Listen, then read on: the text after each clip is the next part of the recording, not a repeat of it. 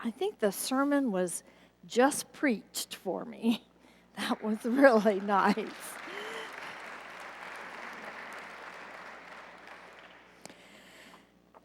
A very religious man was once caught in rising floodwaters, and he climbed onto the roof of his house to escape the rising water, and he prayed and trusted God to rescue him. A neighbor came by in a canoe and said, "The waters will soon be above your house. Hop in and we'll paddle to safety." And he said, "No thanks. I've prayed to God, and I'm sure he will save me." And then a little time after that, the police came by in a boat. And the waters will be above your head, they said, above your house. Hop in and we'll row to safety. "No thanks," said the man. "I've prayed to God, and I'm sure he will save me." And then a rescue helicopter hovered overhead and let down a rope ladder and said, "The waters are still rising. They're going to cover your house. Climb the ladder and we'll fly you to safety." And he said for the third time, "No thanks. I've prayed to God, and I'm sure he will save me."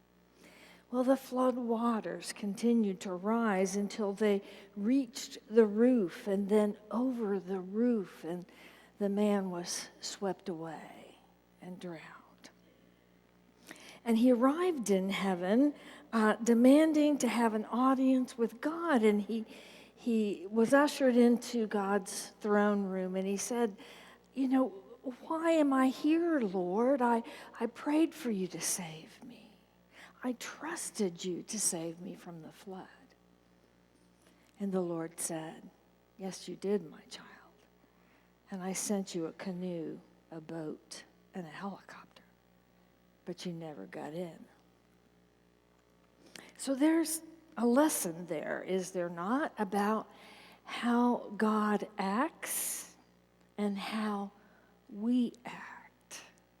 And today we're talking about acting with kindness. Now, I have really enjoyed this sermon series. For me, it's been very neat to connect 4 biblical characters who changed the world because of their choices. Their choice to be obedient, like Abraham, and follow opportunity where we find it, like Philip. The advocacy of those less powerful than we in Esther's story, and now kindness and compassion in the story of Miriam. Many of these characters did not even know they were doing God's work when they did what they did, and it's especially true as we look at the story of Miriam and 4 other women involved in saving the life of Moses, who goes on then to free the Hebrews from slavery in Egypt. So the book of Genesis ends with the story of Joseph's success in Egypt. But then Exodus 1, verse 8, states that a new king rose up who did not know Joseph. And so years have now passed, and for generations, the Hebrews have been considered friends and allies, honored guests in Egypt. But this new king felt threatened by the presence of this minority group living among them. It's kind of an old story, isn't it? And biblical times are not immune to that. We've seen these things happen in places across our globe, in Germany and Europe, and also in the United States. And we see how our fear of people that are different, of people that are in a minority group, we know we sometimes react not as we would be called upon to do. So Pharaoh fears how great the people are becoming, the Hebrew people. And so in reaction to his fear, he orders their workload to be increased and orders their male children to be thrown into the Nile. And there are 2 Hebrew midwives who he asked to do his dirty work, and they confound his fear with their compassion. They refuse to kill the Israelite male children, and they lie to the king and earn the attention of God.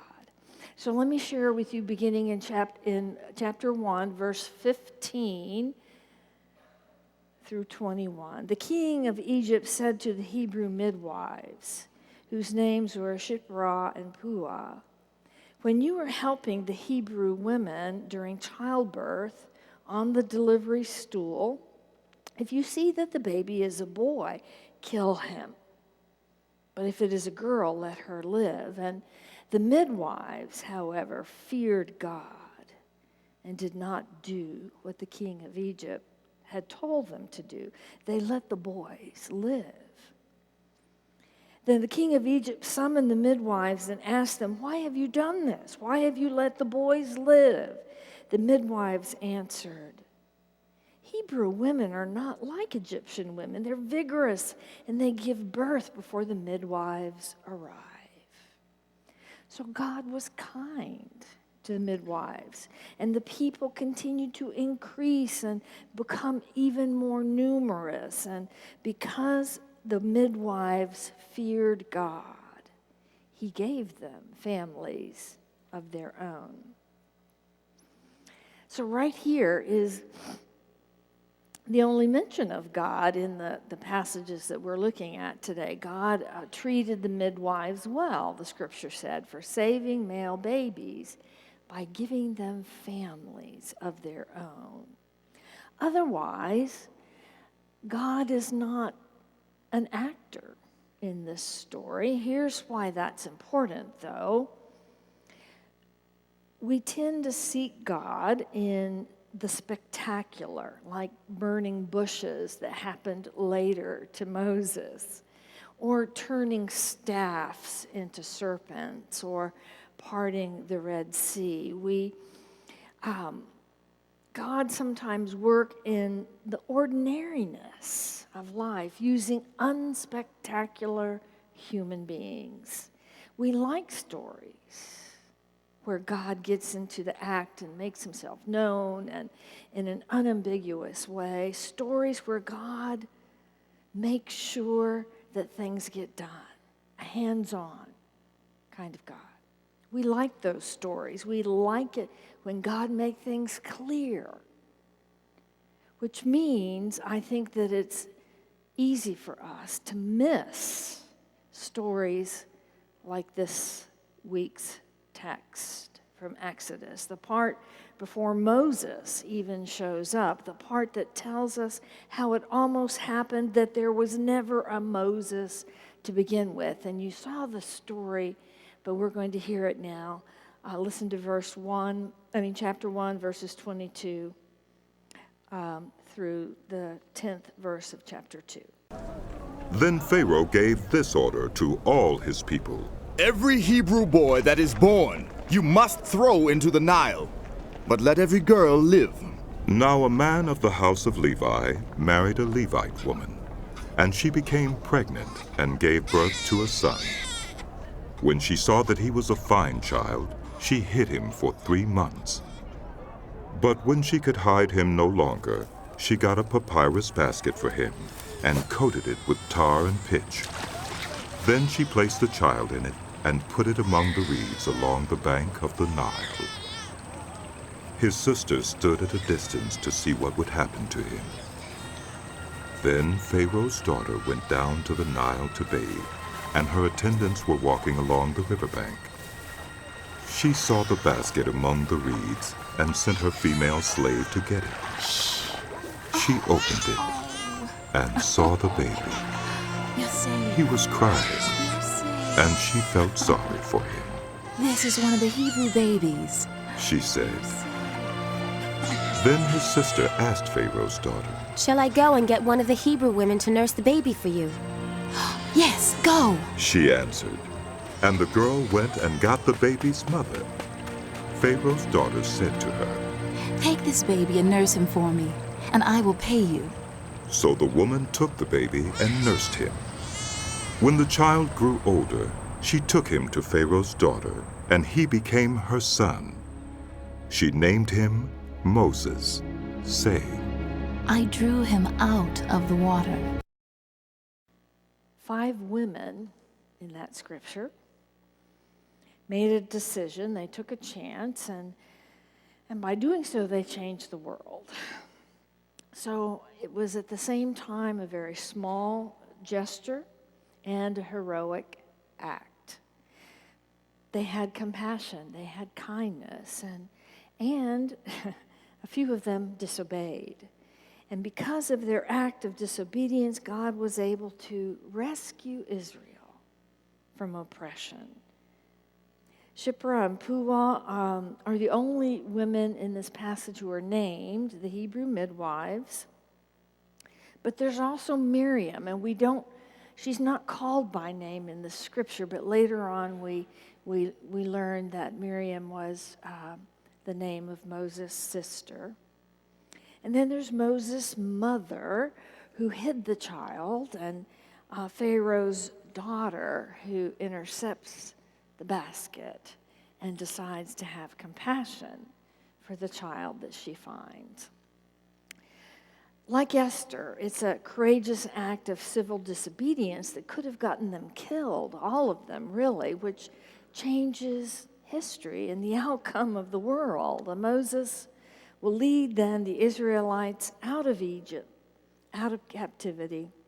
He goes on to deliver the law to the Israelites and bring them to the promised land. And it starts here. First with the 2 midwives who are willing to say no to an act of injustice. And I doubt they thought they were changing the world when they did that. But they were, by following the dictates of their hearts, by heeding the call of conscience.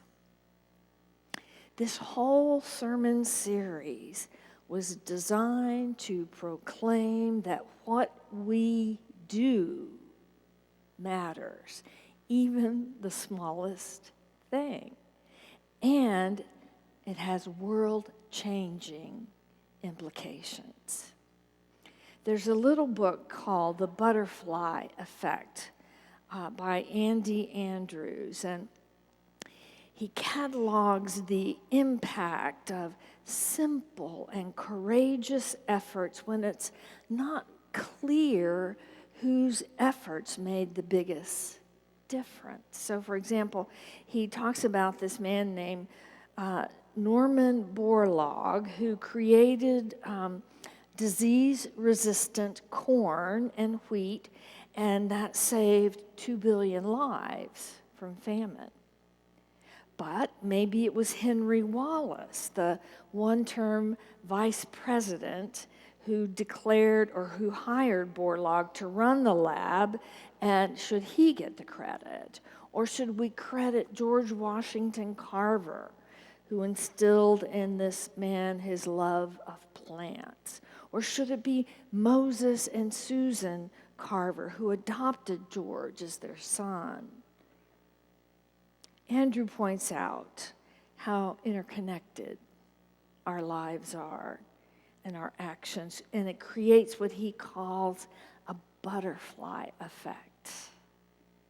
You know, just the smallest activity, the smallest decision, the smallest action has an effect that ripples across time and space to affect the lives of millions.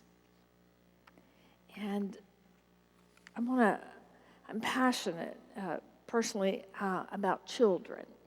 and each adult, all of us, whether you have children, whether or not you are a grandparent, or haven't had contact, you, believe it or not,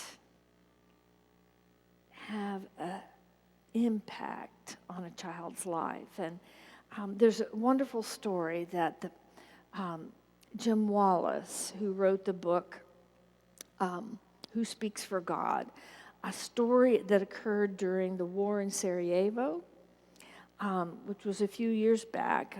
A reporter documenting the war was covering the violence in the middle of the city. And he saw a small girl being shot, fatally shot by a sniper. And so this reporter, he throws down his pad and pencil, and he rushed to the aid of another man who was holding the little girl in his arms. And he helped them into his car, and the three of them took off to the hospital. And the man said, "Hurry, my friend. My child is still alive." A moment or two later, he pleaded, "Hurry, my friend. My child is still breathing." A little bit later, he said, "Hurry, my friend. My child is still warm." When they got to the hospital, the young girl was gone. "This is a terrible task for me," the man said to the reporter. "I must go tell her father that his child is dead. He will be heartbroken." And the reporter stopped and looked at him and said, I thought she was your child." And the man said, No. But aren't they all our children? Aren't they all our children? So sadly, of course, we cannot save all in this world. But aren't they all our children? Every single one? The things we do, our actions, our decisions, our choices will ripple out with consequences, whether foreseen or unforeseen, for good or for ill, for the health or damage of the world and its children. Listen, if for no other reason,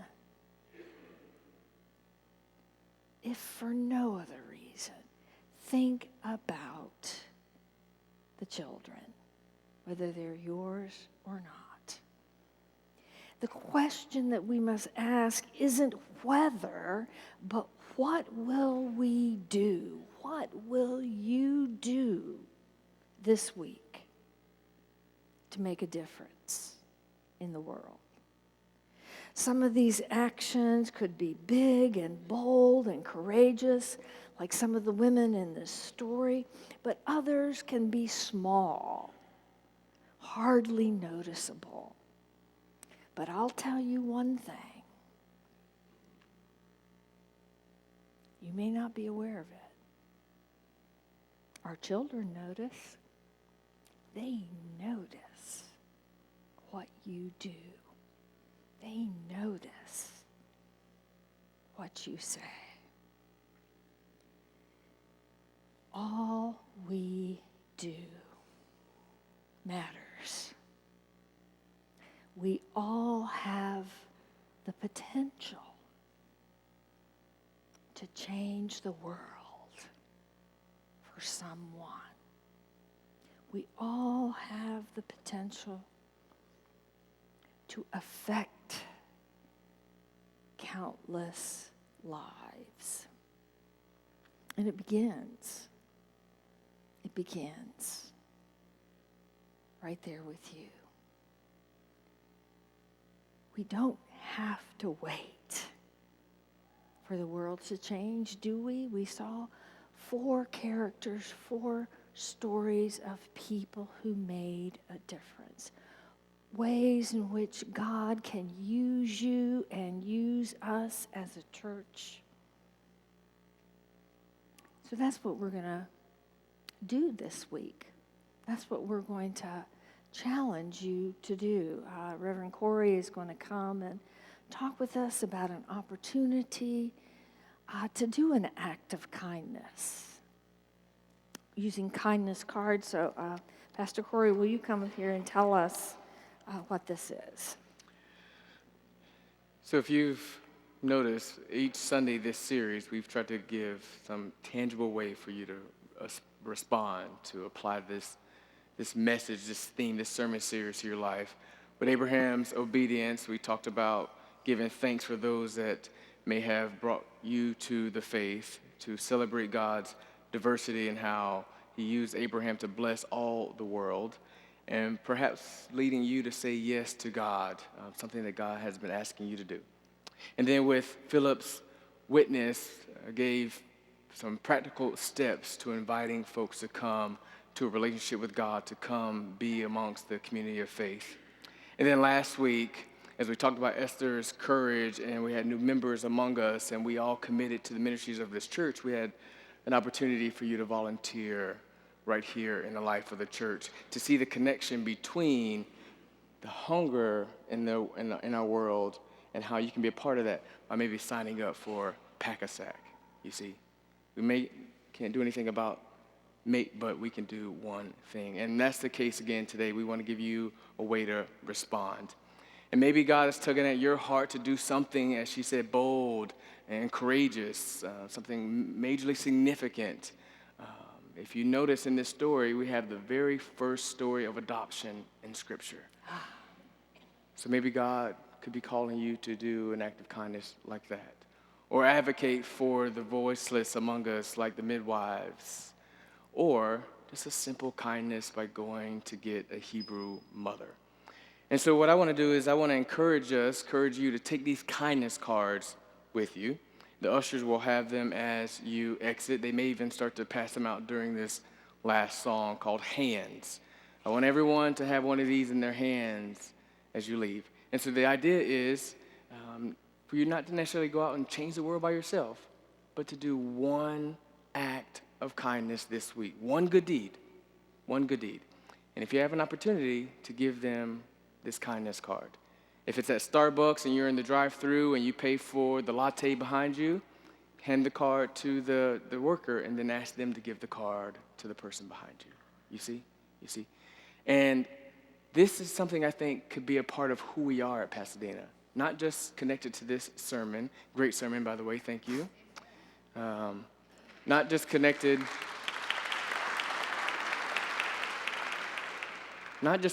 to this sermon series, but did you hear the butterfly effect, right?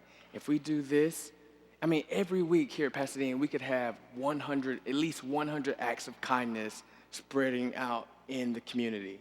And then the ripple effect, right? What if that leads, you see the movie Pay It Forward? What if that then leads to them doing an act of kindness, so on and so forth? So my encouragement for us is that every week you take at least one card with you and do at least one good deed. Just one good deed. And it begins to serve two purposes. Not only does it serve our community and just flood our community with acts of kindness, but it serves as an evangelistic tool as well. And so it just has our address, Pasadena Community Church. So you don't necessarily have to know them, but the more these cards are out there, the more it's like, well, who are those people at Pasadena Community Church? And so maybe then they feel invited to come to be among us. So it serves two purposes. One, it gets you out there serving, being kind, like we're called to do, fruit of the Spirit, but then also it perhaps will bring more folks among us to hear